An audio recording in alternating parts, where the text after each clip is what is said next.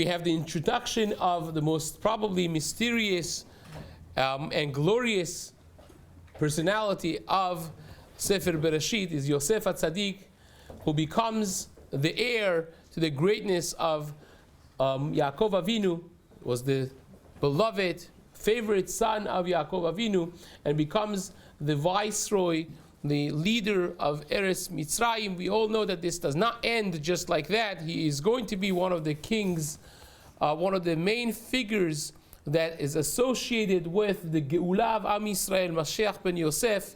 Yosef is the one that saves us out of the Galut, right prior to the coming of the Mashiach. And this is a theme that runs through the history, if you follow this. But for our small purposes, to understand the greatness of Yosef, we find Yosef caring about other people in a very fundamental way. This is something that Rabbi Pinchas Scheinberg said, that really, if you pay attention, the greatness of Yosef came from one comment. One, when he is put into dungeon, one of the lowest moments of his life, and of course he is in charge of the dungeon, but he sees the two people that were put there together with him, two of the officials of the government, the Sarah Mashkim, the butler, and Sarah Haofim, the baker of the king.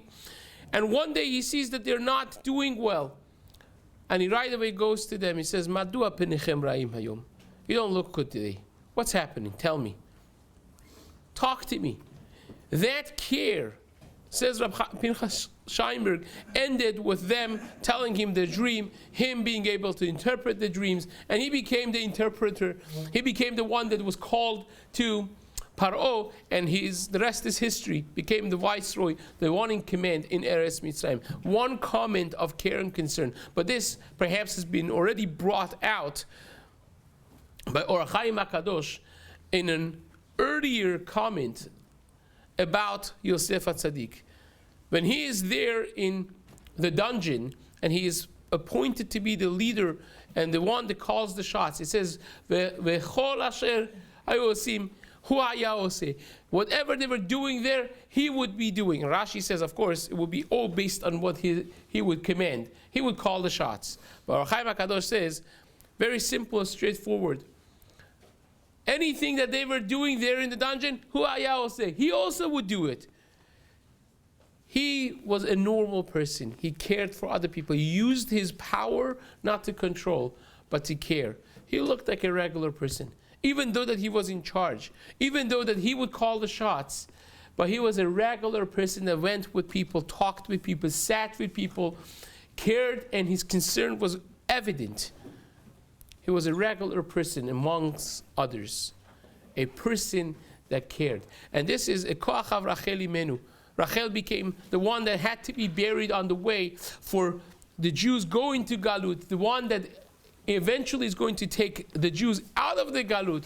Like the Pasuk says, Kol barama nishma nehi bechi tamrurim Rachel mebakal banea. The power of the Mama Rachel, our mother of Klal Yisrael, was instilled into Yosef because Rachel was the one that cared. The one that cared enough for her sister not to embarrass her and giving her the signs. And that becomes the power of leadership. You know why Yosef is a prerequisite for Geula?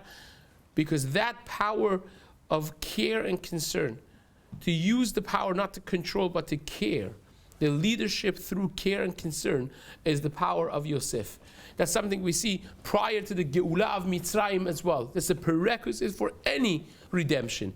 You find that the Jewish leaders, the Jewish policemen that were appointed over the Jewish community in Mitzrayim by Paro, they were the ones that instead of being tough with their brothers and beating them up, they would be beaten for the matkonet halevenim, for the number of the bricks that were supposed to be built and they didn't make them. They would take the beating for the Jewish people. That is a power used for concern and care, not the power to control. That's something that we see from the personality of Yosef HaTzadik. It's something so important in every small position of leadership and interpersonal relationship to be developed and to be mastered by all of us. Be'ezrat Hashem. Amen.